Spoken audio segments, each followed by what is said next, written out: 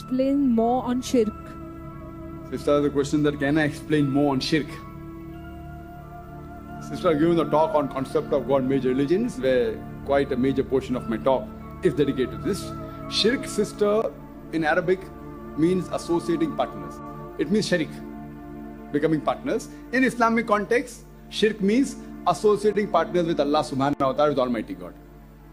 Shirk, in Islamic terminology, means associating partners with Allah subhanahu wa ta'ala. So if you associate partners with Allah subhanahu wa ta'ala, it is shirk and it is the biggest sin. And as far as Islam is concerned, other religions, they believe in monotheism, but Islam, besides monotheism, it believes in Tawheed. Tawheed is an Arabic word which comes from the root word wahda. It means to unite, it means unification. And there are three categories of Tawheed. The first is Tawheed al-Rububiyyah, the second is Tawheed al-Asma Sifat, and third is Tawheed al-Ibadah. In the first Tawheed al-Rububiyyah, it means unification and agreeing that there is only one God, and He alone is the sustainer, the cherisher of the whole universe, of all humankind. And everyone is dependent on Him, and He is independent of anyone. This is first Tawheed al-Rububiyyah, coming from the Arabic word Rabb, meaning Lord. The second is Tawheed al-Asma Sifat. That means unification in maintaining the names and attributes of Allah subhanahu wa ta'ala. And again, this is categorized into 5 types. Number 1 is that Allah subhanahu wa ta'ala, Almighty God, should only be called by those names which He has called Himself, and no other names. Point number 2, He should be described only in that way which He has described Himself in the Quran or the description given by Prophet Muhammad sallallahu alaihi wasallam. Point number 3, any qualities of Almighty God cannot be given to any of His creation. For example, Almighty God is eternal.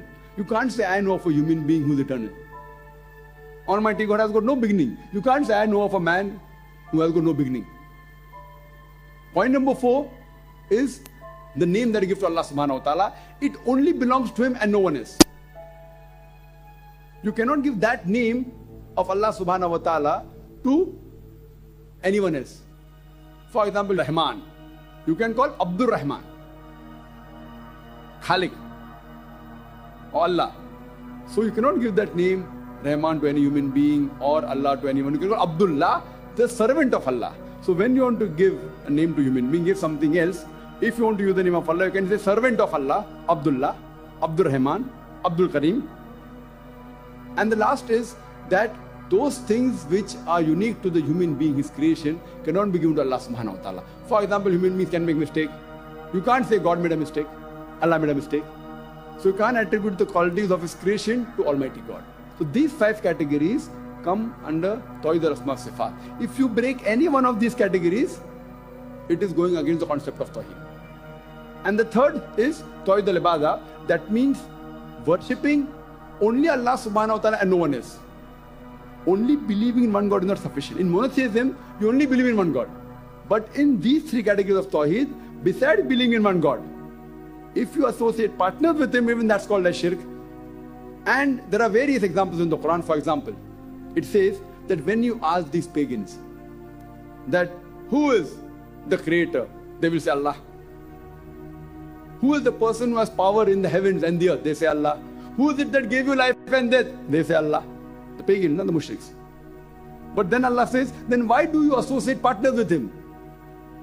That means when you say all power is Allah, Allah is the power in the heaven, in the earth, He has power over life and death, power over hearing, everything, then why do you associate partners with Him? So only believing in one God and giving Him good attributes, Tawheed al-Rububiyyah, is not sufficient. Giving Him good names, Tawheed al-Asma Sifat, is not sufficient. All 3 should follow. If you worship somebody else besides Allah subhanahu wa ta'ala, if you break any one of the 3 categories of Tawheed, it is called as shirk. Whether the first category you break, second or third. So here Allah says in the Quran and gives example that the mushriks believe in one God. They give Him good names, Allah. But they worship somebody else also. So shirk means breaking any one of the 3 categories of Tawheed is also called as shirk. And it is the biggest sin in Islam. Hope this answers in brief, sister. Wa akhir da'wana alhamdulillah.